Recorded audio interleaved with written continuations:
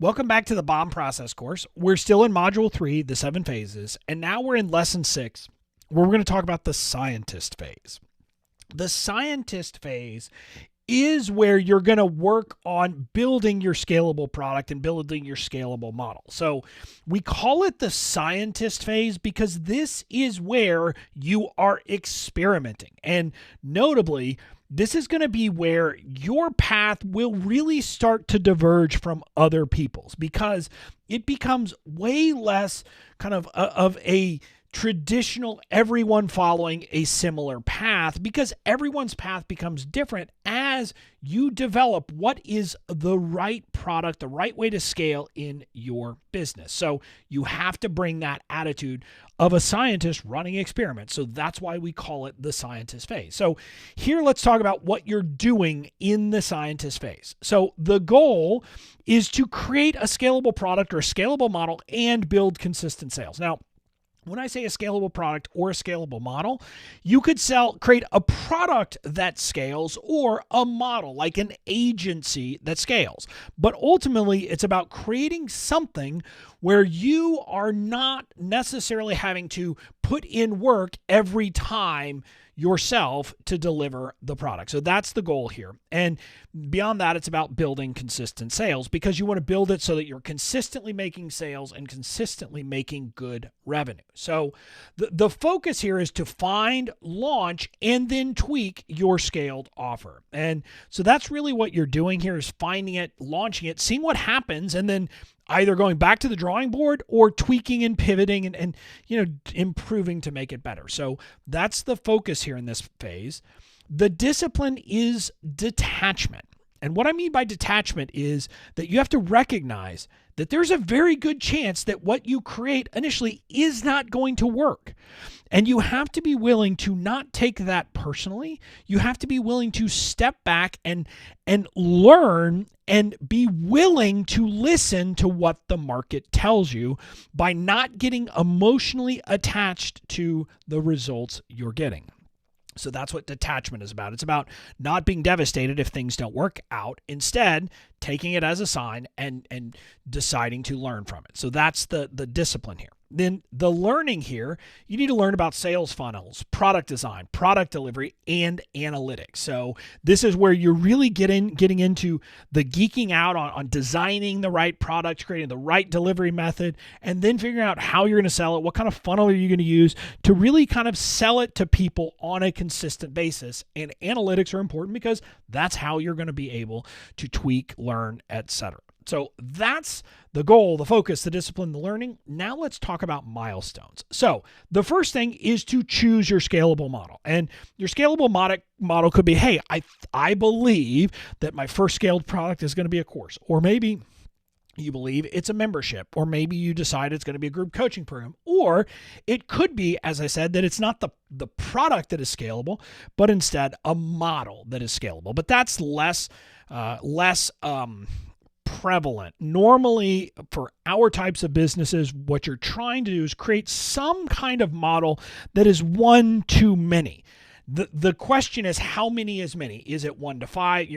You're delivering to 5 people at once, or is it like a mass course where you're delivering to tons of people? So that's really your first step here, is to choose what is the model, at least for your first product.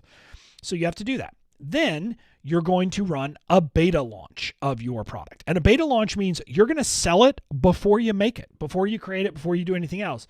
And this is part of the detachment.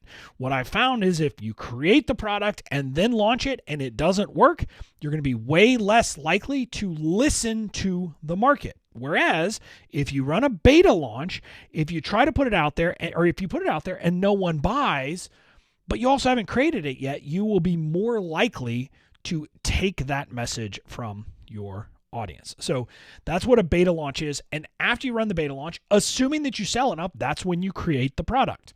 Again, only after you've sold enough and you know that it is worth creating. Then after you create the product, and normally oftentimes you'll be going through this kind of live with people, even if you're product will not be something that's live.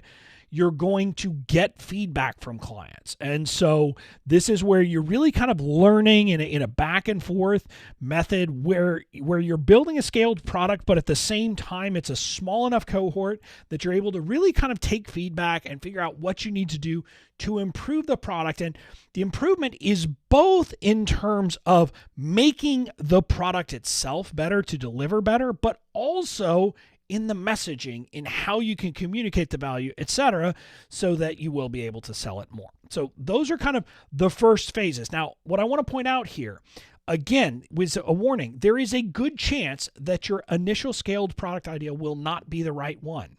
This is why you're going to sell it before you make it, because I don't want you to get in the work of building it out, having it not work, and then not knowing what to do. So we tweak this slightly, but you'll recognize this from the last phase, but we changed the kind of experiment is now launch an MVP, which is a minimally viable product. So again, the idea is you come up with a plan idea, then you come up with some hypotheses from this, then you launch what's called a minimally viable product. In other words, this is, you're not trying to come up with the perfect program out of the gate. You're trying to come up with, okay, what do I need to deliver to make this a product that will deliver the results my people want and that they would be willing to buy? You come up with that, you launch it, and then you learn, and then you iterate, etc. So this is the process you're going to go through. And the learning, what you do comes down to kind of what happens from the launch, and you'll decide what to do based upon, did it go well, but you need to improve some things, or did it completely flop? And that's where you're going to do this work of really figuring out how to tweak it and what changes to make from there. So you'll use this iterative process to find the right product and to tweak it until you're really ready to scale. And what I mean by this is until you feel very confident that now you're at a point that you can just start, sending people through this funnel and they should be willing to buy on an ongoing basis without you having to constantly rework things and improve it. So that's what you're going for. And that's when you're kind of up to this point in these, what we've talked about, the milestones are getting to that point. You also, however, need to be focusing on customer experience. So once you've got this kind of live component and you've gotten feedback and you feel pretty good, now you need to say, okay, now that we've got the right product, how am I going to deliver this to a larger community on an ongoing basis? And so part of this is thinking through onboarding sequences. So a lot of this will be about email sequences, but it might also be about creating kind of other experiences. Maybe it's calls, maybe it's orientation, but thinking through how you will onboard people into your program so that they can get results. You should also thinking about kind of ongoing engagement and support. So not just the initial stuff, but if it's a 6-month program, how do you keep the engagement up? How do you continue to support them? So you really need to think that through and build that into your plan. But also think through, if you turn what was, initially a course, for example, where you went through it live with people over an 8-week or a 10-week program, how are you then going to provide the support if you turn it into an evergreen thing so you have people coming in all the time? You just need to think through that process of what the support looks like. And a lot of people overthink this. You don't have to make that too hard, but you need to have a plan in place. And then also you need to make sure that you're improving the program based on the feedback you get. So as you're getting a program, you need to or as you're delivering the program, you need to have a feedback loop so that people can give you feedback and you can then improve the program to make it better. So that's the customer experience. Then from there, it's time for the sales funnel. We've got to figure out a way, how are we going to sell this on an ongoing basis? I'm going to push you that you should build an evergreen funnel. I have said many times that the launch model of launching it with very limited open cart periods generally is not the best way to go. There are some exceptions, but for most people, you should be thinking of how am I going to have people signing up on a regular basis when it's ready, when they're ready for it, when it's the right time for them. And so you need to build out that evergreen funnel.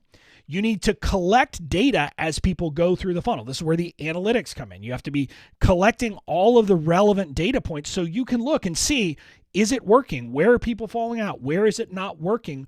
What are the things we need to tweak? And then you're going to optimize the funnel and focus on optimizing the pieces that are the kind of you see the biggest problems with. That's where you're going to optimize. So for example, if you have a very high opt-in rate for the very front end of a funnel, messing with that front end is probably not the right way to go, because yes, maybe you can take something from 60% to 65% conversion rate. But if at the back end you have a point where you're having a 2% conversion rate kind of later down in the funnel, you might be able to take that 2% up to 3 or 4%. And that difference will have a much bigger impact on your sales than kind of this 5% increase earlier on where you're already at a very high number. So you have to kind of figure out where to spend your time based upon the data and slowly but surely iterate and make it better. So that's what you're doing to tweak your funnel. And then the final milestone here is to reach consistent $10,000 months.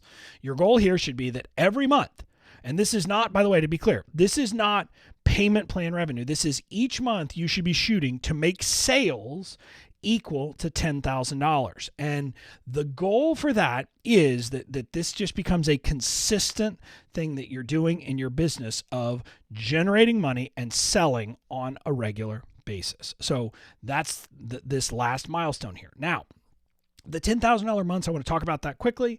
This threshold is a sign that you've really found a product that's really ready to scale in a big way, which signals that you're ready to focus on kind of the money and really kind of revving up everything when it comes to that product. Now, by the way, you may create that first product and then also want to add a second product, and that's fine. But the goal here is that you get to a point where you have a product that is consistently selling $10,000 a month. Then you know that product really does fit the market well, and you should be able to grow it significantly from there if you want to. So to sum up here on the scientist phase, the scientist phase is basically about running a series of tests to find the right product, the right offer, and kind of the right sales mechanism to actually sell that. So this phase will often take a considerable amount of time. It really depends on how quickly you go through these iterations and tests, but it can take some time because you might get it wrong the first time. You might get it completely wrong. You might decide, oh, this didn't work at all.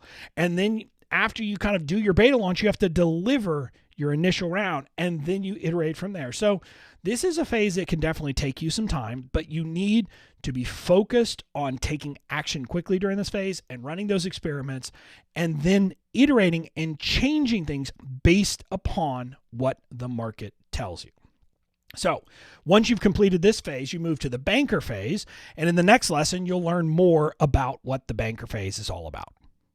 So I'll see you there.